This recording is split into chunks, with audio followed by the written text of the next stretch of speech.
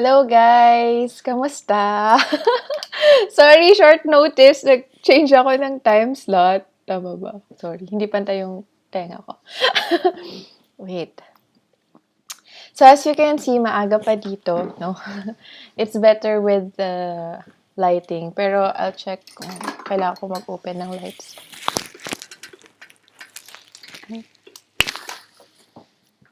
Okay, sige. Mag-lights pa rin tayo. Teka, okay. Hello sa mga nandito na. Hello, J. Lord. And Morphy Santos. Hello. And Jerickson Azares. Hello. Yes, maaga tayo. And hopefully, ito na yung time slot talaga natin. And the reason for this is, one, yung later is medyo late na. And second is that yung husband ko kasi has a job na ulit. So, working from home and maraming calls. And I don't want to compete with the voices naman. Baka marinig niyo yung mga meetings niya. So, it's better to do it during lunch break na wala siyang meetings for sure. So, that's why it's better this time na rin. So, probably I can switch back to later if you guys are okay in the future kapag nasa office na ulit. But anyways, guys, okay lang ba sa inyo yung time na to? Comment naman kayo kung hindi. Grabe, no? Sobrang biglaan. Sorry talaga, sorry.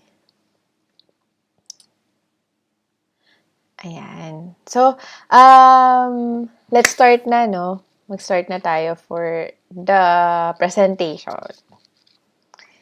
If you follow me in Instagram and in Facebook, I mentioned doon na for this week, our focus, of course, we'll still do the news updates, pero our focus is more on the opening of account and using the account for Etoro, no? So, that's gonna be part of our presentation. Okay. Let's start. Ayan. Welcome back, guys, and thank you so much again for being here. Again, whatever we discuss here is for educational purposes. And what else? Yeah.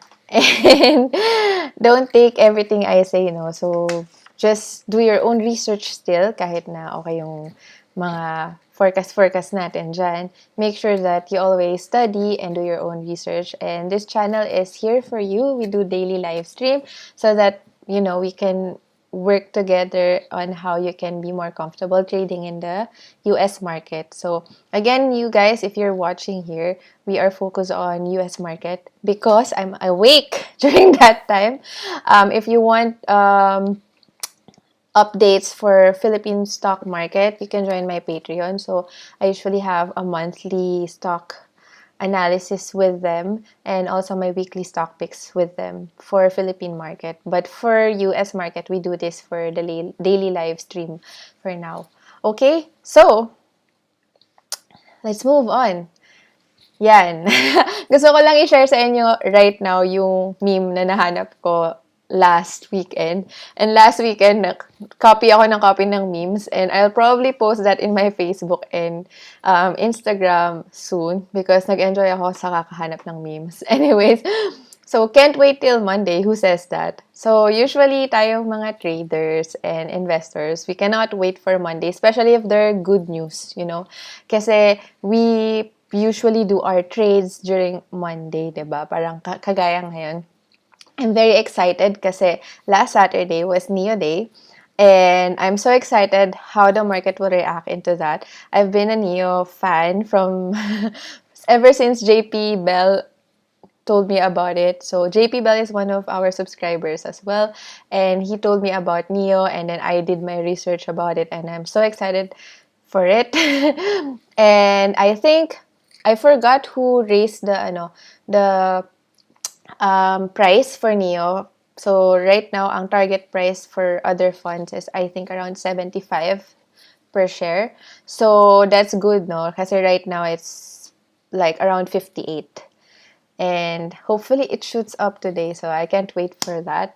Nvidia, I also have Nvidia, and I think they're partnering with Neo to have a better car. So later on we can discuss more about that because I will go through naman my portfolio again later after we do the Etoro account opening. So, but I'm just saying I can't wait for today because ang daming happenings, and yeah, we'll discuss now. Okay.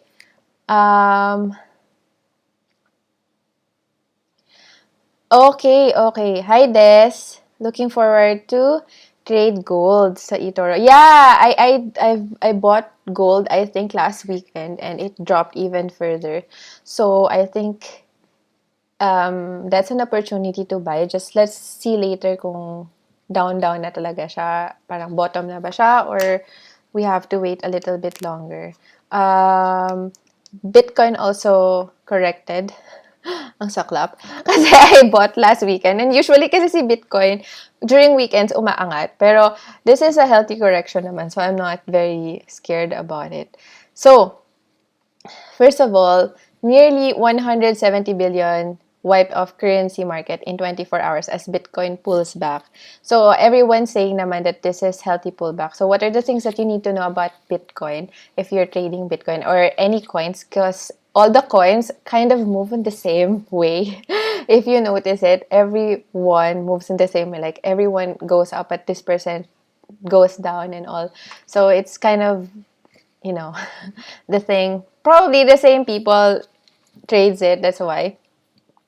So one day there's a case like there's a blockchain I think company located in Hong Kong, and they have this file case against them for not being transparent enough, and of course that is related to Bitcoin as well because we are investing in Bitcoin and this cryptocurrencies because of its transparency, the blockchain. It gives you, like, paano ba? Yung trust in a sense because everyone can look at it. Nobody can hack it because you have to hack like hundreds of computers, thousands of computers, and all that. So if this is something that is really questionable, no, if they can prove that there's some lacking in terms of transparency, then that's a big issue for all the cryptocurrencies because that's what they are for, diba? For transparency. And then they're being questioned with that. Another thing is HSBC accounts. HSBC limited those account users to have a limited number of Bitcoin in their account. Okay, so that's one limitation. So as you can see, there's just one good and one one bad and one not so bad news. So yung case will be resolved or the result will be out by Saturday, I think. So just be careful within this week. There's gonna be an up and down movement for Bitcoin and other cryptocurrencies. And yeah, that's one. And then for the HSBC, I don't know. And a lot of people are speculating that this big companies just want to enter Bitcoin now. That's why they are giving bad news, so the price drops. So that's just speculation, no? But still, there are good targets still. Like JP Morgan thinks it's gonna be 145,000 within the end of the year. So we'll see if that's gonna push through. Anyways, the next one is Johnson and Johnson will have I think the last phase of trial for J&J, Johnson and Johnson, COVID vaccine will be submitted by end of the month, end of January. So what does this mean? This is one dose, no? So as I don't know how many doses. Like I think for Moderna, you need 3 doses, right? So if you just need 1 dose, it's faster. Because I think there's like some lead time before you can get another shot and all that. So it's better if this one gets approved. So if you are trading or investing on companies that works on COVID, especially in terms of vaccine. So you can look at J&J. So how do you plan your trade with J&J? First, of course, you have to take into consideration the end of January date, right? Because that's when they submit. And then after that, the result. So if you wanted to hear, if you can speculate like if it's gonna be approved or not. So a lot of people are very positive about it, but you have to do more research. I haven't done my research on J&J, so if you want to buy J&J, do more intense research, and there's a lot of so for pharma, the move is so intense, but you have to do like super deep analysis and research. Like I think I got into one pharma company, it's Biogen, and I got nasunog ako. I got burnt there kasi paano tawag dito? I forgot kung anong sickness yun but it's one of the sickness. Yung Alzheimer's disease. So it's an Alzheimer's disease company that they create medicine for that. And then, there's a lot of speculation that it will be approved. Nag-release sila ng news that FDA pre-approved it. So meron parang kumbaga yung isa sa mga reviewers ng FDA, sabi niya, yeah, mukhang positive yung magiging result nito. And then I didn't research further enough, and I realized that mali yun. Kasi the next day, when the result actually was released, the stock price went down 30%. Good thing I just invested like $100. Napakaliit lang kasi I was speculating. But the bad thing about it is that I hated myself for not researching further kasi when I look at it, isa lang pala yung tinrial nila. So there's only one sample, and naman in drugs and in not really drugs, but it's more of medicines, and you need statistics, diba? May sample size ka. And if it's just one person, they just had one person. So it was a lapse in my research na I didn't go research further. So if this is something that you want to invest into, especially drug making or medicine making, baka ma-demonetize na naman ako. Kakasabi ko ng yadi. But it's, for medicine, for especially for this Moderna, J&J, Pfizer, so you have to do intense research about it. Okay, so that's one thing that you have to remember. Next one is the investing blacklist for communist Chinese military companies goes into effect. So I hope you don't have stocks like na related sa communist Chinese military companies. And I think one of those companies are the three telecom companies now. So si Chinatel and all that. So I think they will be delisted. Yeah, they will be blacklisted today. And of course, China wants to hit back. And they will also do something bad for US companies in China. So this is gonna be like a trade war or, economy war, and we'll see what's gonna happen in the future. So basically right now I would suggest you how do you call this, stay away from Alibaba. I think I have Alibaba, I have to sell today, and JD, kasi those are the companies that are mainit sa mata ng US right now. They're actually looking at the listing Baba as well, and I don't know why, kasi wala naman sila masyadong effect. Actually, kaaway nga nila yung Chinese, diba? government. He's been questioning them for a long time. So, I don't know what's happening. They're just, maybe forcing Baba to go down. But I would definitely try to avoid Alibaba for the time being. The next one, of course, is WhatsApp, changing privacy policy. If any one of you here are using WhatsApp, you have to check, because I think, and most of the people are using WhatsApp because, it's not, you cannot search it in Google, ganyan, it's quite secured and all, but I think starting February 8, they will forward all of the information to Facebook. And I think they're gonna use that and send this information to third parties. So they, now I think they will use that for your, diba? How do you call this? Advertisements. And I don't know if that's okay with you, diba? Kasi like, we've been using Facebook for quite a while and they've been using our data for a long time. So in Philippines, I don't think that's a big issue, but in Europe, in US, and all those countries, they are very, how do you call this? Medyo sensitive sila when it comes to privacy. Pero marami sa kanila naka-TikTok, so that's weird. But anyway, so that's one thing that you should know. What will be affecting this news? Most likely Facebook. So if you're investing in Facebook or you want to invest in Facebook, actually there's a lot of bad news coming out to Facebook against them. So maybe that's a good time for you to actually look for a good entry point for Facebook. I also know that Facebook will be releasing its own cryptocurrency called Leo. I forgot, but that's a good catalyst in the future as well. But I think there's a lot of people already removing WhatsApp in their phone. So they will have definitely negative. Anong tawag doon? Magkakaroon sila ng less people that use, less users for their WhatsApp application.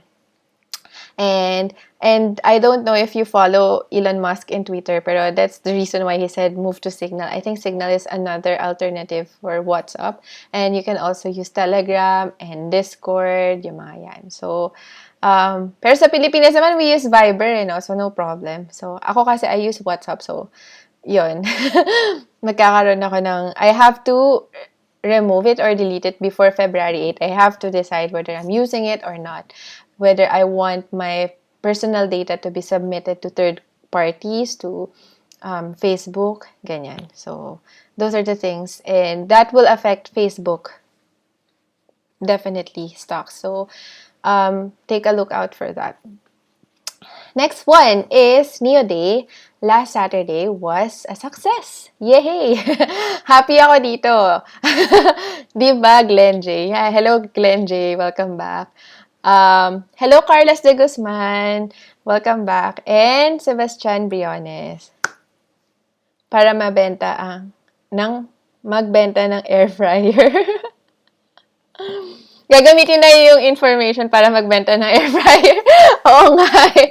Alam nyo, nung December, nung New Year, I was really thinking of buying an air fryer. Siguro na, FOMO or na hype. Kasi everyone has air fryer in their, diba? Kung alam ko na, nagbenta ako ng air fryer. Pero, okay ba siya gamitin sa mga gumagamit dyan? Okay ba siya gamitin ng air fryer?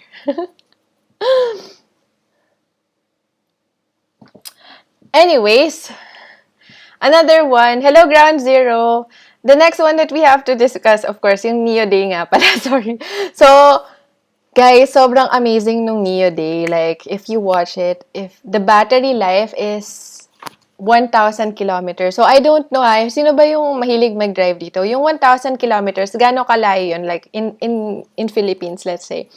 From Manila to where and back. Ganyan. Kasi dito, tinanong ko, gaano ka layo yun? So, from Munich to Berlin, two-way, that's around 1,000 kilometers. So, imagine that kind of battery life. That's amazing. Tapos, bukod pa dun, it's fully autonomous, so you don't have to drive. You will have yung car na yung mag-drive for you, which is so amazing because I don't know how to drive, so it's better for me. Although I have a license, so don't ask me how I got it.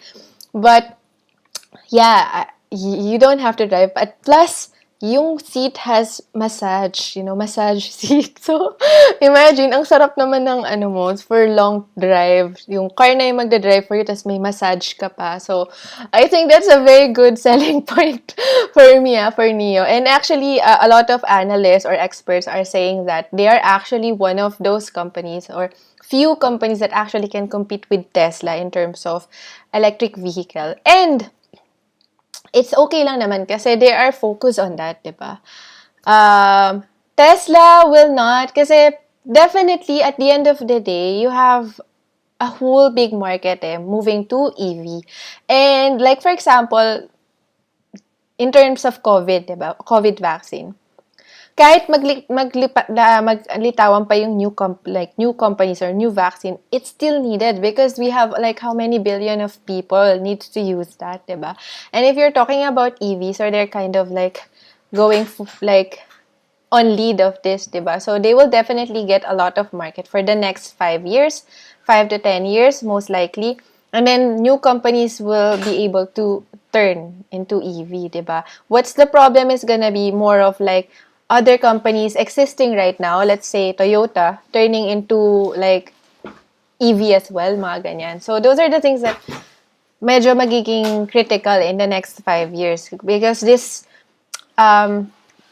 oil-based cars or gas, ano ba tawag dyan, will probably turn into electric as well. Syempre, if the demand is moving towards that way, diba, you have to change your business model or business product. Otherwise, maiwanan ka, diba? So, I think a lot of companies like Hyundai, I'm not sure about Toyota, but like GM and other companies are also looking forward into making their cars electric. So they're moving forward towards EV as well, which is understandable and which is good, no? Especially if you're investing on those companies.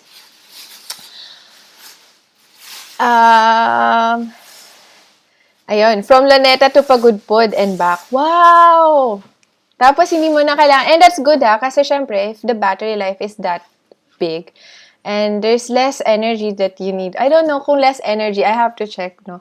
Kasi I think the energy requirement for the car is not that huge. So, I think it's better kasi magkakaroon ka ng energy efficiency, diba? Which is good. So, that's what I think. And by the way, Tesla is not just an EV company. It's a climate change. It has solar company. It has a solar business. It has battery business and a lot of other businesses that you can think of. So, don't think na Tesla is just a car vehicle or EV vehicle. No, that's why there's a lot of, you can definitely invest in Tesla and wait for it to go $1,500 per share kasi it's not just, specific to one product. There's a lot.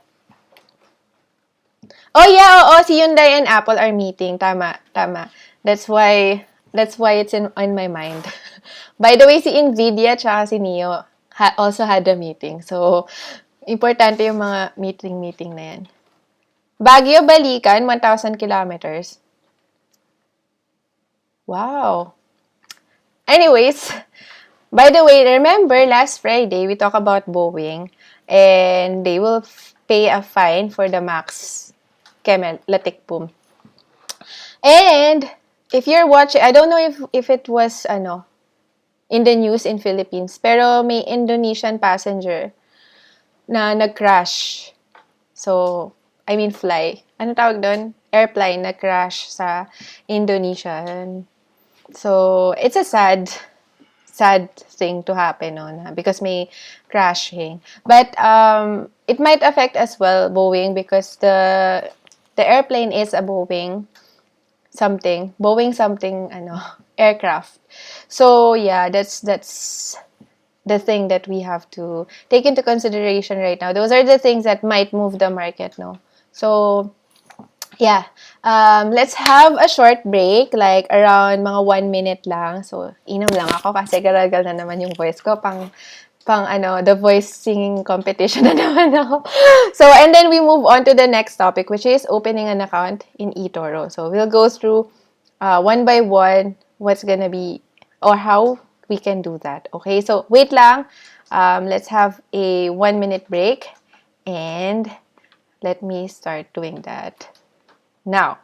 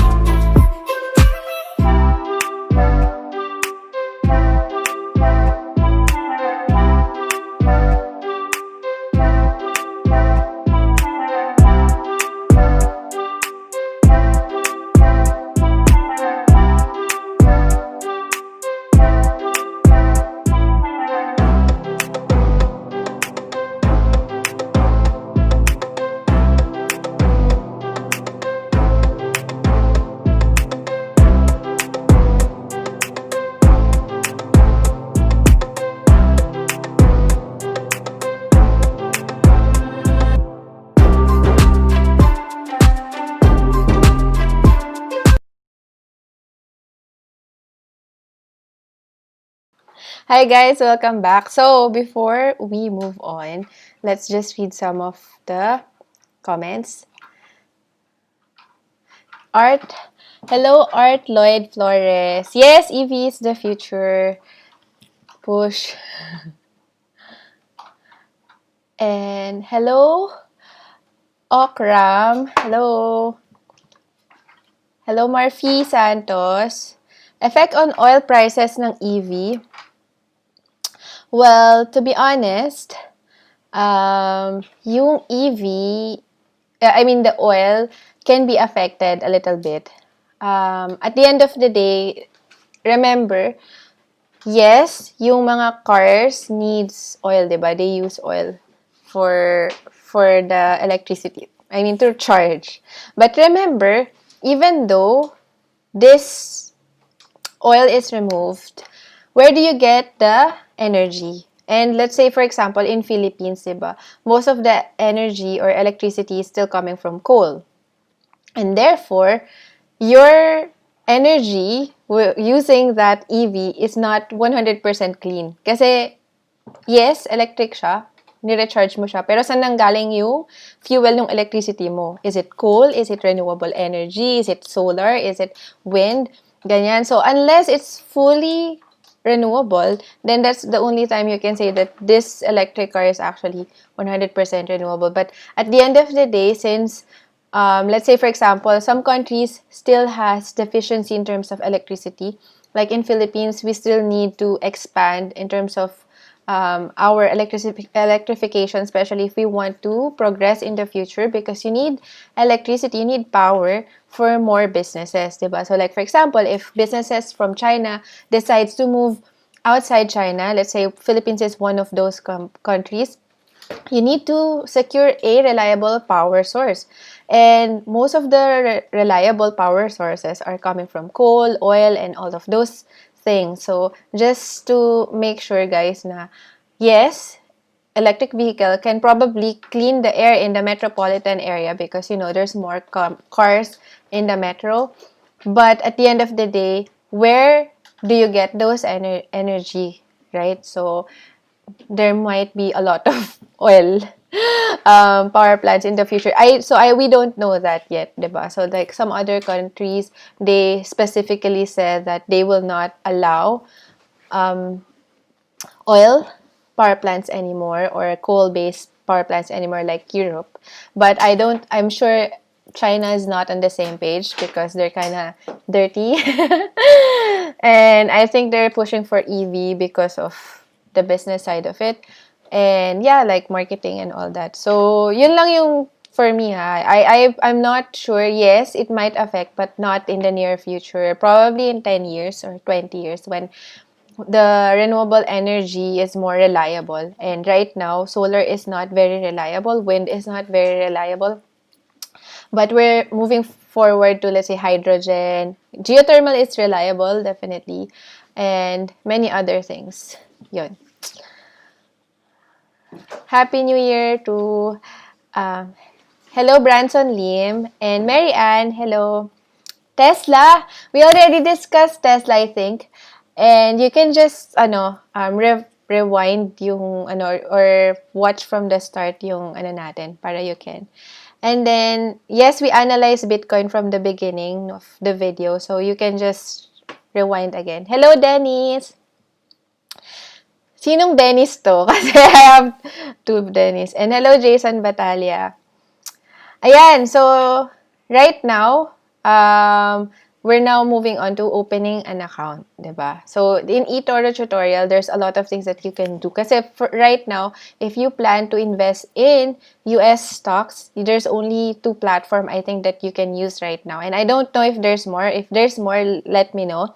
But it's Etoro and IBKR or Interactive Brokers. So this week we'll be discussing how to open and use an Etoro account, okay? And then later on we can start naman for IBKR. So we'll do that as well. I do my more secured trading in Etoro because you can copy me there and I don't want to put too much risk naman for my copiers. Pero in IBKR, dun yung walwalan ko na trades. And you will see that later. I'll show you as well my position there. Of course, the returns there are higher. But then again, yeah, let's focus first in Etoro bago tayo magkalimutan. And then we'll move forward dun sa charting tools. Kasi I remember last week, we started discussing the charting tools with JTrades using Webull. So, I don't think we discussed how to start or really using it. So, you have to learn how to use that as well. And yeah, and then after that, so hopefully, I plan to do like 15 minutes lang per day of this account, and then we move forward to the portfolio and hot stocks that we want to trade today, okay? So let's change the scene to, yeah. Ay, sorry. Nakita niyo tuloy yung portfolio ko sa IBKR. Maliit lang yun. Anyway, so here, you guys, you can see, if you want to open an account, you can first use my link, and you can find it in the About section, and it's here in Etoro. So you can copy this link and paste it in the browser, and then you can open it. But if you can also, like, if you haven't watched my Cebu Pacific video, you can watch it. And the link is also there. It's easier because you can just click it. So this one, just click this one.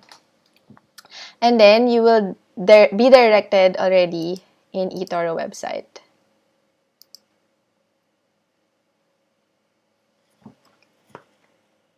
Ayan. So, from here, you can open the account. So, pwede na kayo mamili ng username. So, I can say Money and Chi.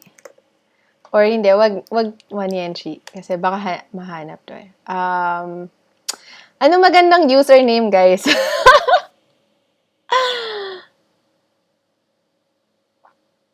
My Etoro user is chichow. I will find it later naman for you guys. So, let's say, sige, tea time with Money and Chi. And then, I'll use Chilek Yerim. Wait, Chilek Yerim. So, you put your email address here. .com. And then you create a password. So let's just say, let's create a password. Yeah.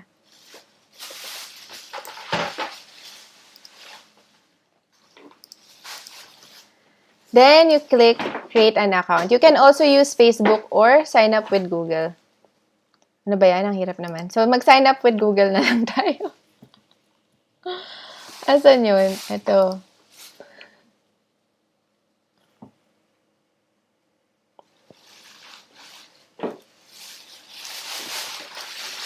Ayan, create an account. Ano ba yan? Ang bagal naman. Ashkitan, please. Ba't ayaw?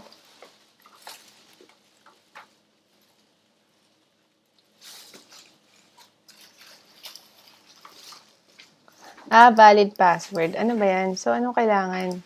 Password must contain 6 characters with at least 1 capitalized letter and number and symbol. Okay. Fine. Di buksan. Magawa ng account. Hindi niya naman nakita yung password, no?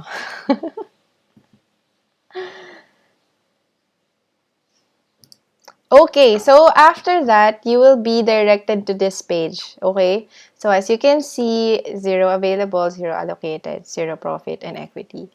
And welcome to Etoro. In order to open your account, complete your profile. It takes a few moments. If you have already completed your verification, close this guide, tap the menu, Okay? So, the thing is, you cannot trade anything unless you're verified. So, even if you create or ano tawag dito, mag-load ka ng load talaga. Mag-deposit ka, you can still cannot trade unless you're verified. So, how do you verify yourself? So, complete profile. Hindi ko alam kung saan nanggaling yung Francisco Aguirre. Okay, continue. So, name, and then, let's say your birthday.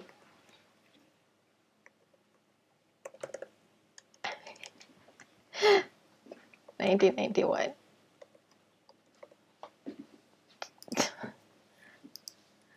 Bakit? Hindi na naman valid yung birthday. Baliktad.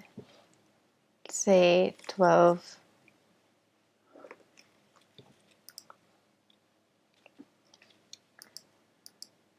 Ano ba yan?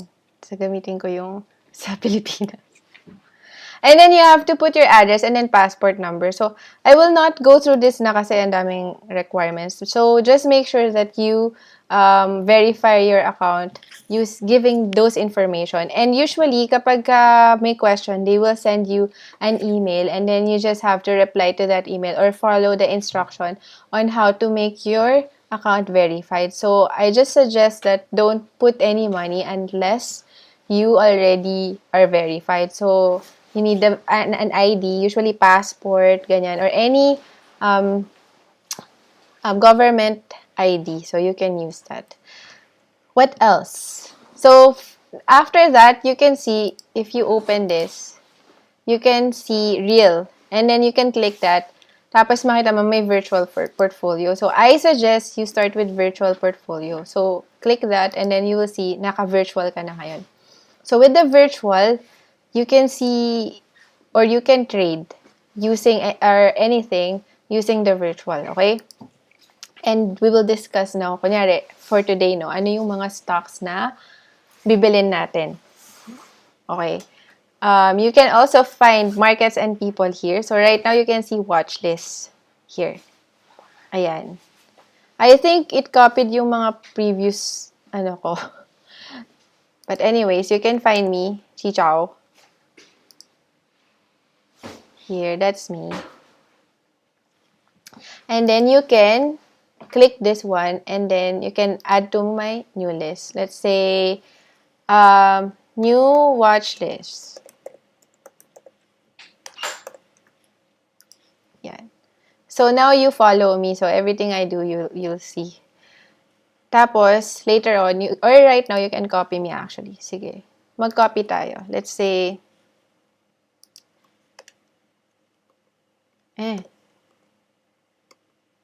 kunyari lang.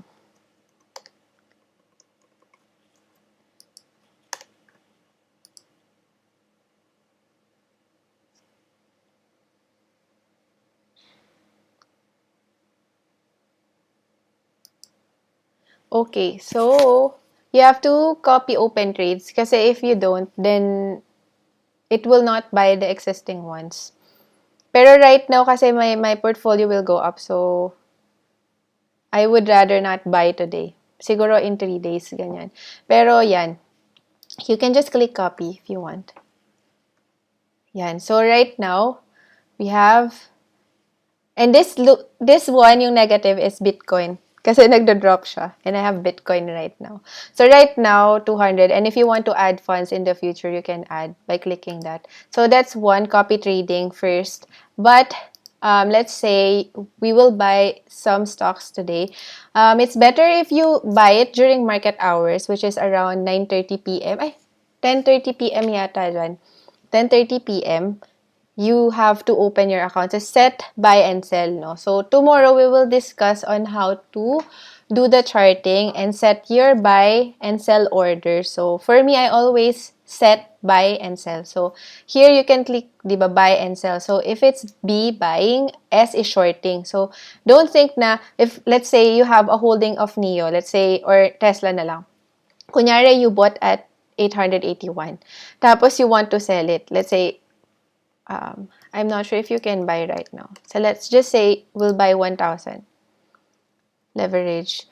Leverage. Hindi, tomorrow na natin discuss yung etong part na to, okay?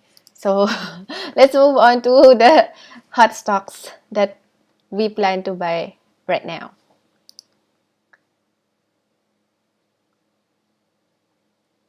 Tinetest ko pa po kayo sa virtual. Soon sa real na. Thank you for trying. Yeah, try nyo muna ha. Try nyo lang muna sa virtual. And then, if you want to buy those stocks that we will discuss today, then, or we can discuss actually yung portfolio ko. Chichow. And then, we can start buying some stuff today using your virtual account. So, open your account, open a virtual account. You can start trading using the virtual account. You don't have to be verified for that. So, trial muna kayo. And then, start doing your, the verification. And it doesn't matter if you don't want to continue, just close the account. Pero at the end of the day, at least verified ka na. Kasi ako, nagka-problem ako. Once I got here, gusto ko na mag-trade, tapos hindi pa pala verified yung account ko, so I have to wait. And that time was before the NEO day, and I cannot buy, before the Tesla day, and I cannot buy, battery day pala, sorry. And I cannot buy Tesla. So I was so angry. Sabi ko, hindi ako makabili. And yun, napag-iwanan ako. So make sure that while you're testing yourself in the virtual account, and make sure you test yourself as well, your skills, your trading, our analysis, then you can start using your real account. Okay? So, let me go to my, If you have question, guys, hindi ko na-explain ng maayos, please ask, please comment ha, baka, na-stress kayo sa explanation ko. Anyways, please use my link ha, sa account ko when you're opening an account. And, virtual muna. Okay? So, stocks, hot stocks that you can buy today. Wait lang nagla-log out lang ako sa account ko. Give me 1 minute. Let's have a pause. Tapos, I'll log into my real account and then we can start discussing that. Okay? Just give me 1 minute. I'll have a commercial break.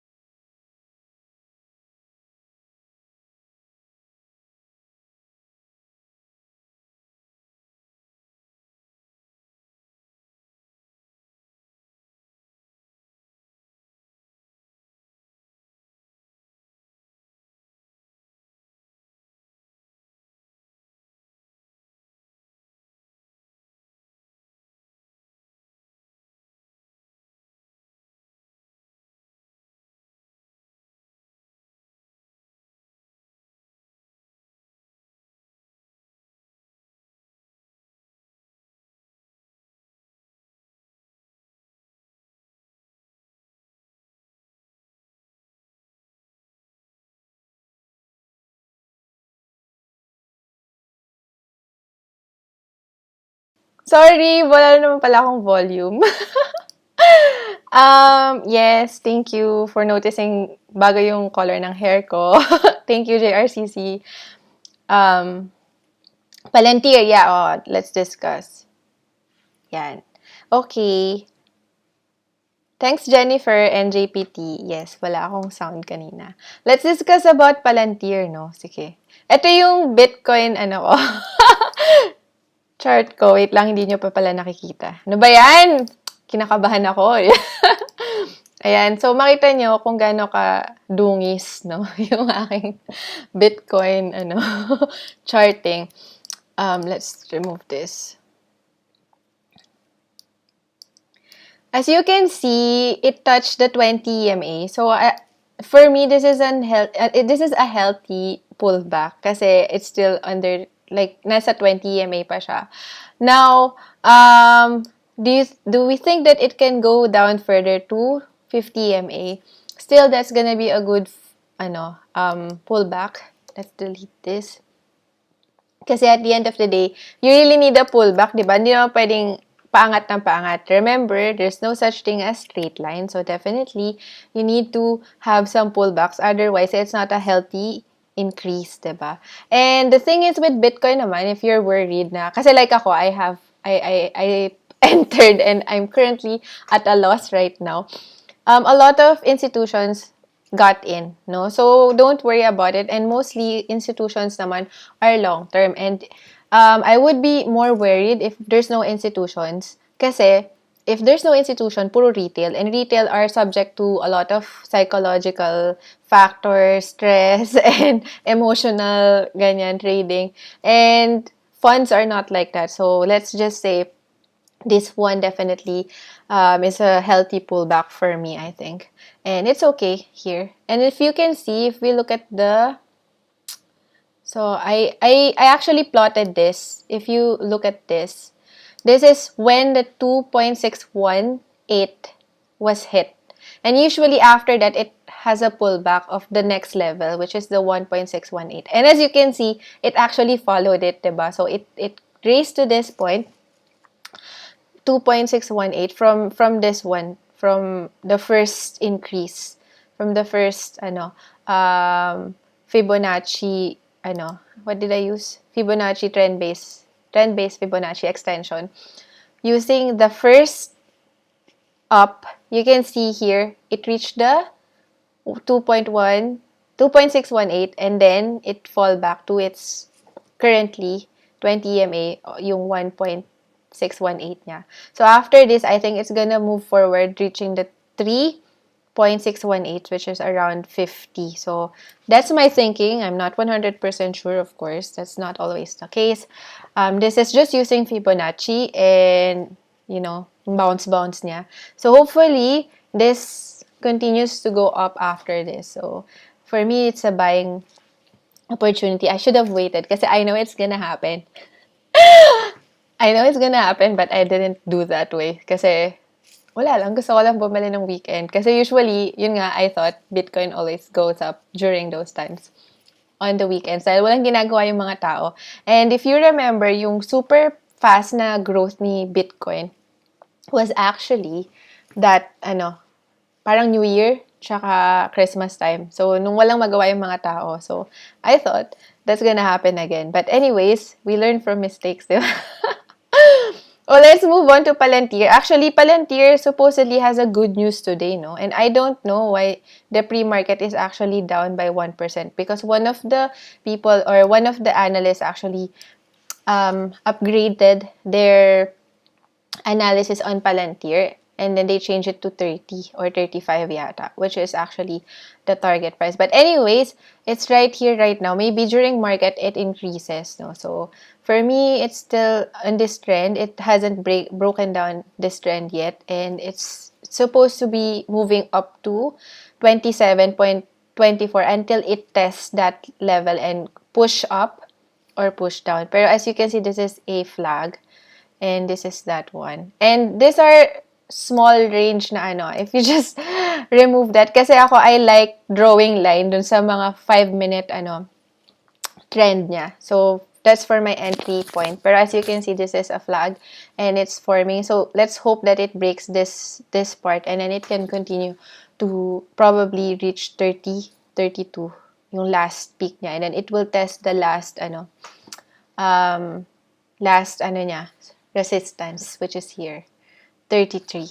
So let's see going forward. Pero yeah, there's some good news about Palantir. Let's just hope that's enough for it to be pushed up. Let's see NEO. So NEO is definitely hot. The pre-market is not very good, so you can see 59. Pero let's see nga sa pre-market. I was so excited about this, no? Tapos hindi na pala siya mag-move. Just.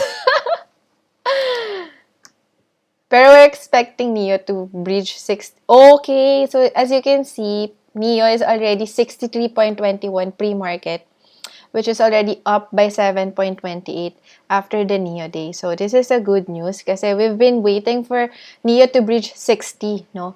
So actually my target price for NEO was 60, but I think one of the who's this analyst or one of the funds rated NEO target from 60 to 75. So let's hope that they reach 75 within this week. I'm hoping for that. But I'm gonna be very careful with NEO kasi na-hit naman na niya yung target. So I'm happy with that.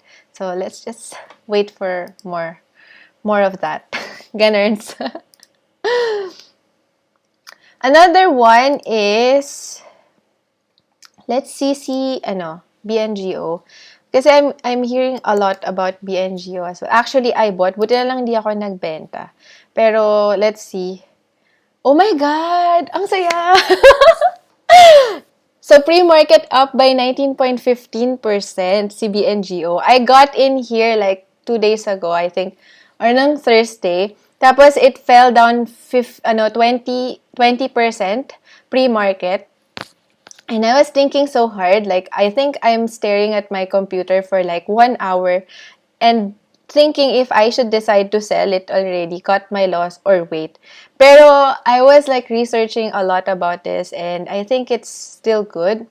Kasi yun nga, nag-offer sila ng 3.05 a share. And I was computing, even if they offer that at 3.05, if I average everything, will that be affecting or will it go lower than 4? And then I thought, hindi, I'll stick to it. And then within the day, it will move up within 4, it went up 25% again. So that's why I have 4% gain before I close it.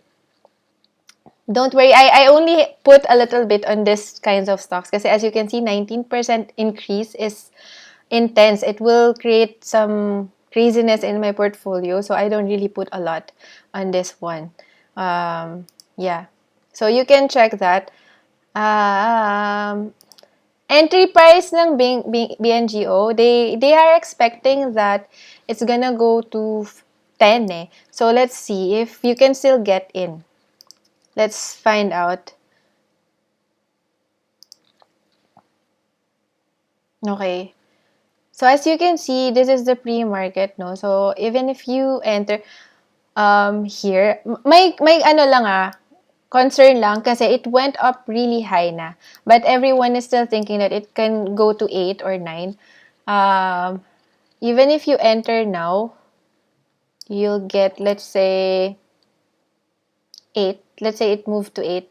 That's still 61% up. So, within the day, usually it moves up and down if you can just monitor that. So, once it opens, just feel if it's something good or bad for you. So, what I can say is maybe you wait for 4.7 if you can still enter at 4.7. But for me lang I'm okay with anything below 5. Because I tried to enter below 5. Tapos when it went down, I just averaged my I average. Mahilig ako mag-average kasi gusto ko pumasok ng mag-test muna. Test buy. Tapos when it goes down, that's when I buy more and I average. Kasi usually naman the stocks that I buy are something na I researched well. So let's see at JAGX kasi this is one of the maingay rin. JAGX.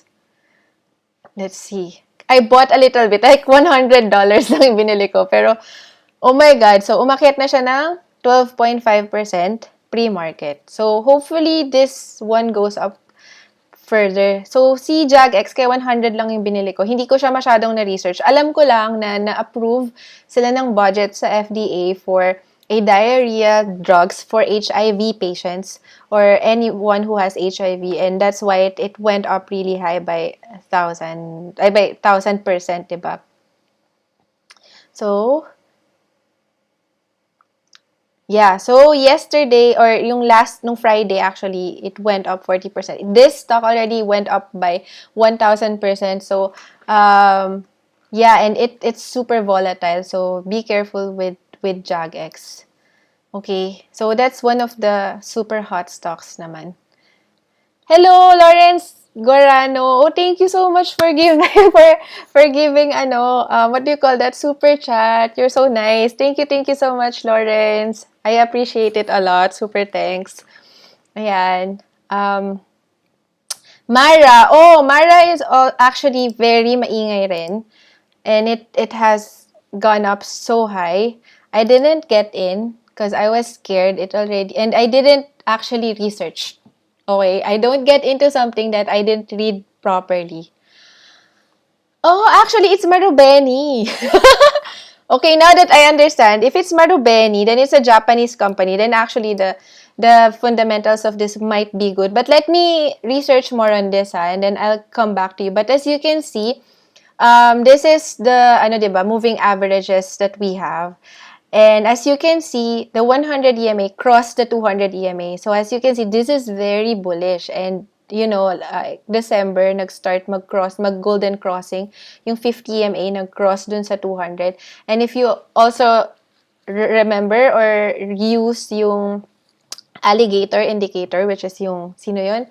Yeah, yung alligator indicator. So, as you can see, the mouth of the alligator is starting to open up. So, that's a good sign. It might continue to go up further. We don't know. And even if we look at this one, this is February range, diba? So, if you just wait for this and if you just buy it, at this point, siguro mag-antay lang ng konting pullback kasi it's very, steep from here. Or I don't know. But if you can wait, this will give you around 15% gain within the year. So, if you can wait that long, hindi naman kayo day trader, then that's easy, diba? And it actually, the price was before up to 8 pesos. Pesos, $8. So, is this euro? Oh my God, naka-euro yata ako. Anyway, so Marubeni Corp is a Japanese company. Actually, I worked before in Marubeni, pero Tokyo Electric and Marubeni. So they had a partnership that's in Philippines. It's a big coal company. They have 2,000 megawatts. So I used to work with Marubeni. So I know how good the company is. But I have to make sure that this is actually that company. I have to research more. But if it's actually the Marubeni that I know from Japan, this has a very good fundamentals. Okay. There's one thing that I got into, pero super liit lang. So, I just put $100 for that din. Wait lang. Ano ba yan? Wait. Okay, so, let's move to my portfolio. Invested. Yeah, GSAT. GSAT is another one. Let's see pre-market. So, mga tinrial ko lang to before the market closes. Sabi ko, sige, why not? Pero super liit lang kasi, it's too risky. And I don't know if these stocks will actually fly or not. So, of course, we're always on the search of the hot stocks, no? Kasi yun yung mga binibili ng and it actually moves the price. Also, as you can see, it went down 12.5%, no? I actually like this one kasi it's a penny stock, no? So, sobrang cheap niya, 0.49. Pero it went down 12.5% from pre-market. And let's see why. Wala namang news. Okay, let's check here. GSAT. Okay, so like as you can see, you can win and be bad. So as you can see here, diba? Babam. Geologs yung ano niya. So, dito, I think dito ko bumili, tapos bumagsak siya dyan. So, let's see what happens during the market. Definitely, it's either I buy or sell. I buy more or I sell. But currently, it's a buy signal. No, if I were you, don't get into GSAT yet. Wag muna. Wag akong tularan. Let's see what happens during market, ha? I think I check here yung 5-minute. So, let's see. Wait. Lakihan natin, ah.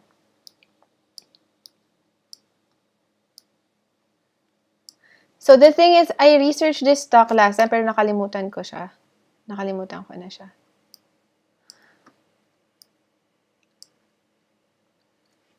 Wait. So, okay. The increase is going upward naman. And the business is, oh yeah, satellite. I remember na, they had a meeting with Nokia. And I think Nokia is moving towards 6G. Kasi na-miss out niya yung 5G. And if you're investing into 5G technology, there's a lot of stocks that is related to 5G, like Marvel, and I think Nvidia is also 5G, and other companies. So now, Nokia is moving forward to 6G. And that's why GSAT is there, because it is actually a satellite services company. So, that's one. And I also checked the fundamentals of this. It's quite good, no? So that's why I entered. But very minimal lang. Test buy lang din. $100 lang din yung binili ko dito. So if you wanted to try those risky assets like this, it moves like, if you can see the move, diba? Sobrang intense. So I just put a little bit of that. So just to test it and to get short gains. Pero yeah. But for the rest of it, yeah, this one Baba. Let's see, kasi I said, diba, we have to sell Baba, but today. So let's see what is the pre-market for Baba. Uy, ang bagal. Okay. Okay, so you see it went down 2.15%. So I'll check the chart if I should sell today or tomorrow. Kasi nga, yung sa US market, diba? Gusto silang i-delist. Ano ba yan? Just. Pero by the way, guys, Alibaba is super undervalued. Super duper undervalued. So, if you just can wait for the rest of the year, I think it can give you 46% return or gain. Return on investment. So, yeah, it's not so bad. Actually, it's still on the bottom side for me. So, I don't think naman it will go down further than this. Do you think bababa pa siya dito sa 195? Anyways, I only have $200 invested on this because test trial din lang siya and I just want to, get some gains from the dip. So, let's see if it goes down further. Let's wait for bad news coming up again. If NYSE will delist them, then we have no choice, diba? We have to buy it like 9988 yung Hong Kong Stock Exchange list, stock ticker nila. So, I think it's better to buy it there than here in NYSE. Kasi they've been pushed around so much. And let's see what happens if Biden comes in, no? If it's the same story. But as you can see for the MACD as well, no? Malapit na mag-crossing yung uptrend. So, siguro I'll wait na lang since wala naman ako, nasa bottom naman ako bumili. Na medyo baba na siya. Anyways, guys, so, any questions before we move? Before we end?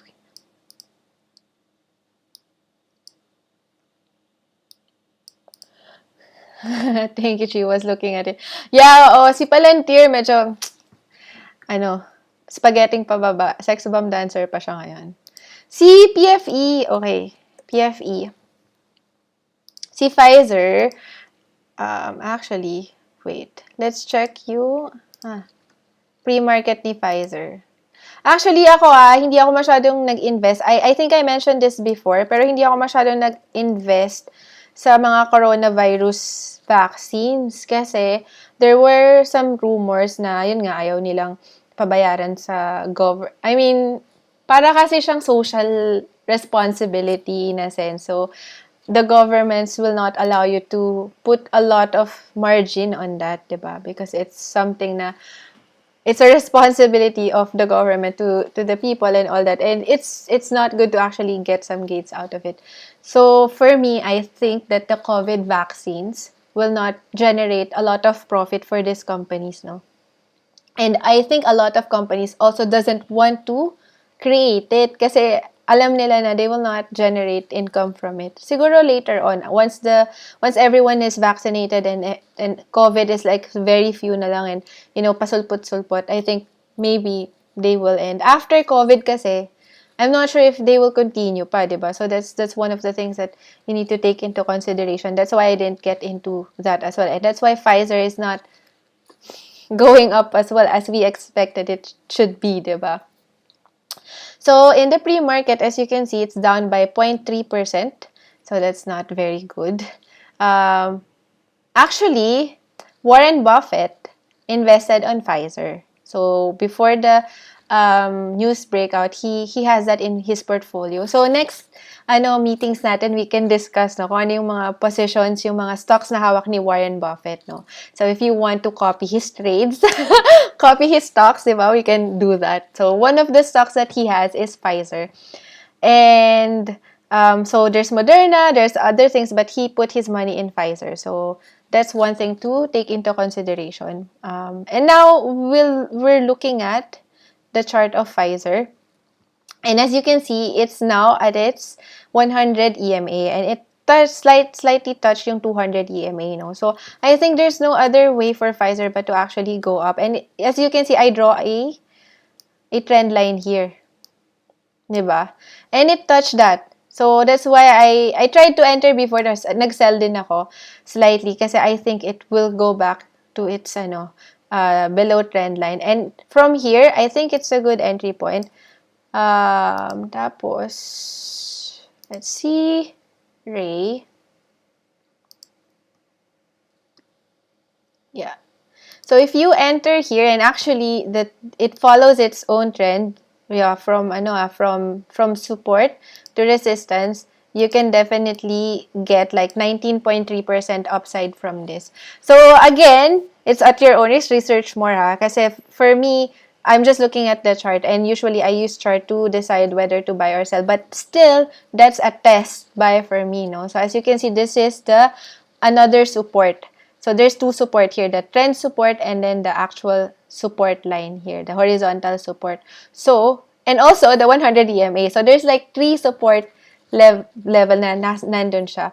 And if it breaks that, then it's very downtrend. Siguro don't enter anymore because that signifies that Pfizer will continue downtrending going forward. But right now, the 50 EMA is still above 200, so it's still uptrend. So nag-aantay ka lang. You can enter, take chance, but then put a stop loss. So I would say siguro a stop loss mo would be, this is the 200 EMA, no? So let's find the ATR.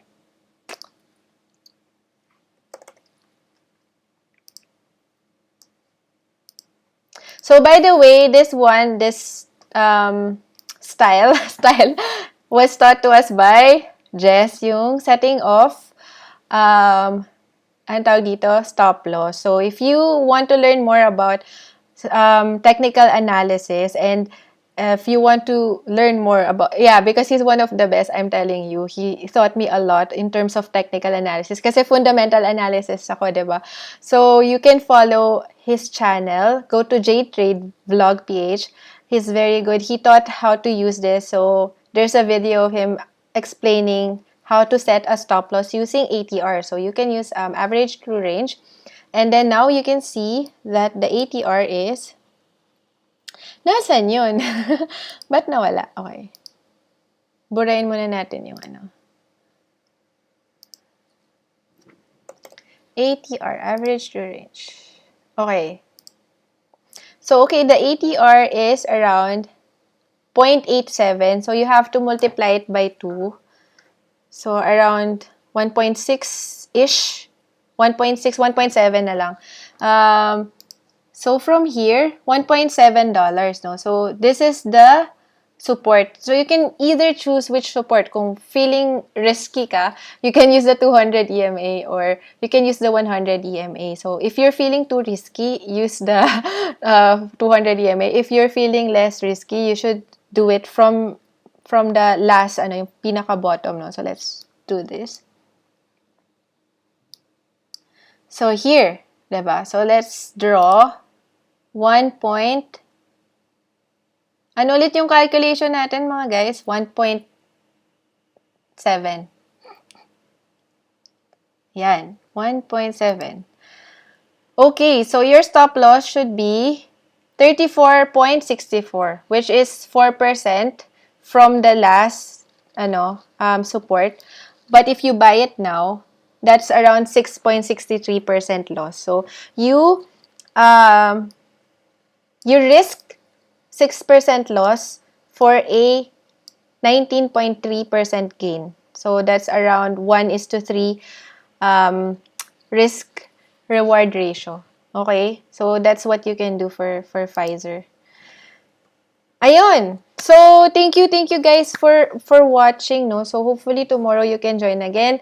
This is the real time na time slot. So that's around 7 p.m. no, in Philippine time. Tama ba? Wait lang ulit.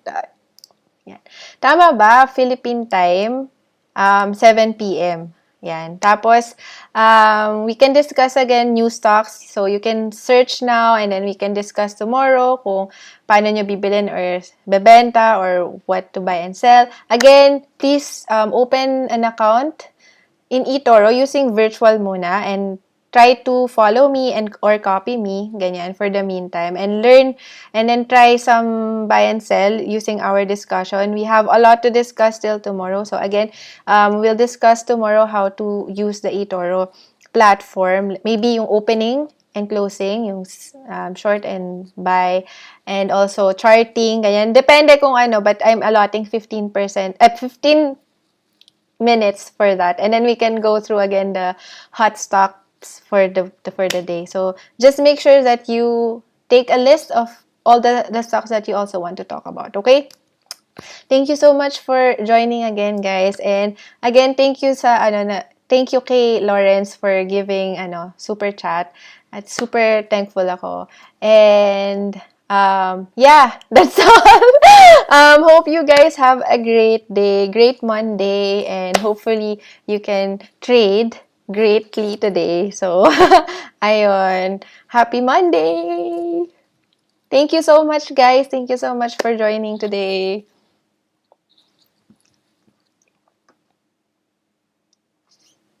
The global stock starts at 10:30 p.m. in Philippine times. Yun. Happy Monday! Jennifer, yung AAPL bukas natin i-discuss kasi naubos na yung oras natin. Pero I'll list that down. Glenn J, good luck sa atin sa NEO. Good luck sa NEO.